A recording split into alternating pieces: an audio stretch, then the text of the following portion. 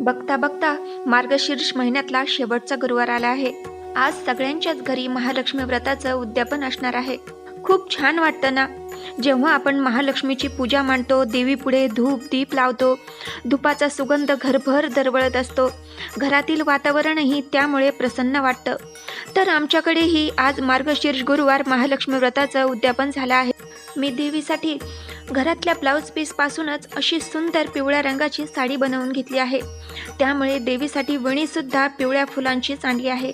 दागिने, वेणी, वस्त्र यामुळे देवीचं रूप आणखीनच खुलून दिसत आहे. तर तुम्ही बघू शकता, उद्यापनासाठी आम्ही अशा प्रकारे पूजा मांडणी केली आहे. थोडं डेकोरेशनही केलं. तर आजही महालक्ष्मीच्या सर्व सेवा, व्रतकथा, आरती झाली.